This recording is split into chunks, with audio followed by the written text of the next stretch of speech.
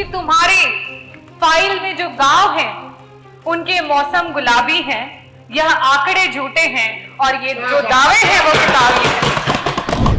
पूछते हैं क्या भाई कौन जात हो, तो कहता है दलित हूं साहिब।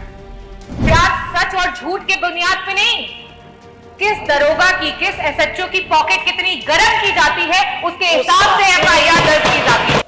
इस सदन और इस सरकार से जनता यह भी नहीं कह सकती कि जो वादा किया वो निभाना पड़ेगा और जनता का पैसा चुकाना पड़ेगा।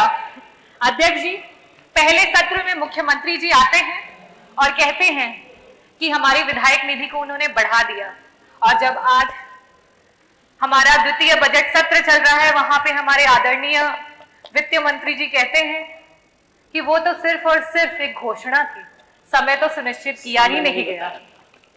तो आदरणीय अध्यक्ष महोदय, उसी प्रकार से ये जो अभिभाषण हुआ, ये जो बजट प्रस्तुत हुआ, इन्वेस्टर समिट मीट जो 2018 में हुआ और 2023 में हुआ, ये सब की सब घोषणाएं हैं और जनता ये जान रही है कि इसका समय अभी तक सुनिश्चित नहीं हो पाया है। और आप लोग क्यों घबराते हैं जब विपक्ष ये कहता है कि तुम्हारे फाइल में जो गांव हैं उनके मौसम गुलाबी हैं, यह आंकड़े झूठे हैं और ये जो दावे हैं वो किताबी हैं। और ये बड़ा ही सीरियस मैटर है क्योंकि ये crisis of credibility of leadership है अध्यक्ष महोदय, और इसको संज्ञान में लेना चाहिए। अभिभाषण के दौरान और काफी सारे हमारे जो पक्ष के सदस्य हैं उन्होंने बहुत तारीफें की और कहा कि प्रदेश इस विभाग में 1 नंबर पे पहुंच चुका है, उस विभाग में 1 नंबर पे पहुंच चुका है। बिल्कुल सही कहा आप लोगों ने। मैं भी बारी बारी उत्तर प्रदेश का कौन सा विभाग किस नंबर पे पहुंच चुका है वो आपके सामने बताऊंगी, और प्लीज मेज थपथपाने से आप लोग मत रुकिएगा। कल उप मुख्यमंत्री जी बहुत तारीफ कर रहे थे, अपने नंबर ऑफ सीएससी पीएससी की बातें कर रहे थे। मैं आपको बताना चाहूंगी, और ये जो आंकड़े हैं मैं टेबल कर दूंगी अध्यक्ष जी, ये जो आंकड़े हैं ये आपके ही सेंट्रल की जो सरकार है उसके आंकड़े हैं, जो बताता है कि अगर हम मैटरनल मोर्टेलिटी रेट की बात करें, प्रसव और गर्भ की अवस्था के दौरान जो मृत्यु होती है, आज हमारा जो उत्तर प्रदेश है 167 पर लाख लाइव बर्थ हमारे यहाँ डेथ हो रही है। हमसे बेहतर तो बिहार है, हमसे बेहतर तो बिहार है जहां सिर्फ और सिर्फ 130 हो रही है। अगर हम बात करें नॉन कम्युनिकेबल डिजीजेस की, जिसमें मधुमेह और रक्तचाप जैसी गंभीर बीमारियां होती हैं, जिससे आए दिन हार्ट अटैक आते हैं और लोगों की मृत्यु हो जाती है, और बिल्कुल सही कहा आपने, उत्तर प्रदेश उसमें नंबर 1 पे है। अगर हम बात करें सीएससी और पीएससी की, तो नंबर ऑफ सीएससी पीएससी तो कम है ही है, लेकिन साथ ही साथ कम doctor, less than 50% of doctors में भी हम नंबर 1 है। अगर हम बात करें पीएससी और सीएससी पे मूलभूत सुविधाओं की, अगर हम बात करें ईसीजी मशीन की, जिससे कि क्विक आप कम से कम ये पता कर सके कि वो मायोकार्डियल इंफार्क्शन का पेशेंट है, और उसको एक इमरजेंसी मेडिसिन दे करके 45 मिनट हाथ में अगर रख करके उसे एक हायर रेफरल सेंटर पे भेज सके। आज हमारे पास ईसीजी की भी सुविधा उपलब्ध नहीं है और हम नंबर 1 पे। अगर हम एमआरआई मशीन की बात करें तो हमारे पास लाइब्रेरी में भी यहां तक ये इंफॉर्मेशन नहीं है कि किन किन जनपदों में और सरकार के द्वारा कहां कहां एमआरआई उपलब्ध है, और हम नंबर 1 पे। सरकार बात करती है पिछड़े और दलित के हक की और सम्मान की, और जब जाति जनगणना की बात आती है तो सर पे पैर रख करके भाग जाती है। आज जब विपक्ष ने बात उठाई कि जाति जनगणना करवानी चाहिए, तो आदरणीय मंत्री जी कल वहां बैठे थे और कह रहे थे कि बिहार की आप बातें करते हैं, बिहार तो बड़ा ही खराब है, बिहार में ये होता है वो होता है। बिहार अगर खराब है और उसके बावजूद भी अगर दलित और पिछड़ों का सम्मान कर रहा है, तो आप क्यों धर्म की राजनीति कर रहे हैं? आप क्यों नहीं सम्मान कर रहे हैं दलितों और पिछड़ों का? आप सिर्फ चुनावी दौरान में आपके कार्यकर्ता जो हैं वो जाते हैं ग्राम सभाओं में और दलित बस्तियों में, और मैं बताती हूँ क्या बातें होती हैं। पूछते हैं क्या भाई कौन जात हो, तो कहता है दलित हूं साहिब। कहते हैं अरे नहीं नहीं किसमें आते हो, तो बेचारा दुख का मारा कहता है आते हैं साहिब, आपकी गाली में आते हैं, गंदी नाली में आते हैं और अलग की हुई थाली में आते हैं साहिब। तो कहता है हम तो सोचे तुम हिंदू में आते हो। बोले आते हैं ना साहिब, लेकिन सिर्फ और सिर्फ आपके चुनाव में।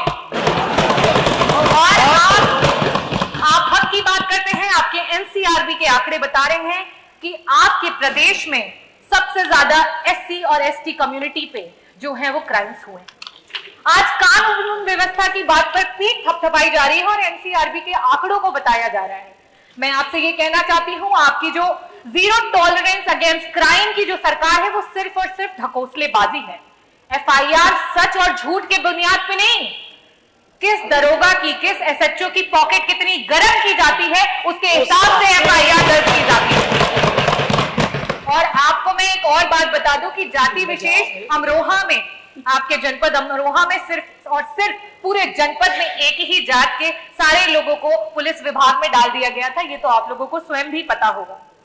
और आज थानों पे चाहे कोई भी केस हो, चाहे वो अपहरण हो, चाहे वो चोरी हो, चाहे वो बलात्कार हो, चाहे उत्पीड़न हो, चाहे मर्डर हो या कोई भी जमीनी कोई केस हो, हर चीज का रेट आपकी सरकार में फिक्स करके रखा हुआ है। और उत्तर प्रदेश में अगर महिला उत्पीड़न की बात करें तो मैं एनसीआरबी का ही आंकड़ा आपको बताती हूं कि पर लाख विमेन में 51 महिलाएं हैं जो उत्तर प्रदेश में उत्पीड़न और क्राइम का शिकार हो रही हैं। लेकिन वही बिहार हमसे बेहतर है, वहां पे 30 महिलाएं हो रही हैं। कन्विक्शन की रेट पे आप कहते हैं कि हम बहुत सारे लोगों को कन्विक्ट कर रहे हैं, लेकिन आप जिस चीज पे खुश हो रहे हैं जरा देखिए कि आपसे प्रदेश और भी हैं जो कन्विक्शन रेट में आपसे भी बेहतर है। आज आपका प्रशासन संविधान की धज्जियां उड़ा रहा है। संविधान जो कहता है कि अगर इंसाफ दिलवाने में कोई मुजरिम छूट भी जाए तो कोई बात नहीं, लेकिन किसी निर्दोष के साथ अत्याचार नहीं होना चाहिए। कानपुर देहात में वो मां बेटी जिस तरीके से जल गई, क्या वो किसी तरीके से संविधान के अनुरूप हुआ? आज ये बुलडोजर सरकार है जहां सबने अपने होठ सी लिए, उस पे कुछ चंद लाइनें बोलूंगी। खामोशी ना ओढ़ो, तुम जुबान खोलो, इस जालिम हुकूमत के खिलाफ बोलो। यहां मजलूम हर रोज सताए जा रहे हैं, घर कभी गिराए तो कभी जलाए जा रहे हैं। धन्यवाद डॉक्टर रागिनी। 1 मिनट हो गया, पूरा समय हो गया, 7 मिनट 10 सेकंड हो गया। नहीं, श्रीमती रजनी तिवारी, धन्यवाद। मुझे लग रहा था आप बिहार में भाषण दे रही हैं। मेरी बात सारी करनी चाहिए लेकिन समय की सीमा। चलिए,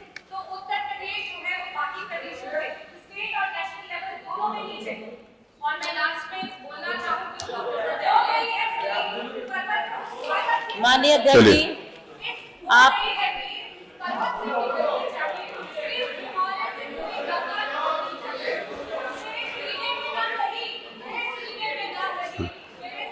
रजनी तिवारी, आग तो लेकिन जलनी चाहिए। माननीय अध्यक्ष जी, आपने हो गया।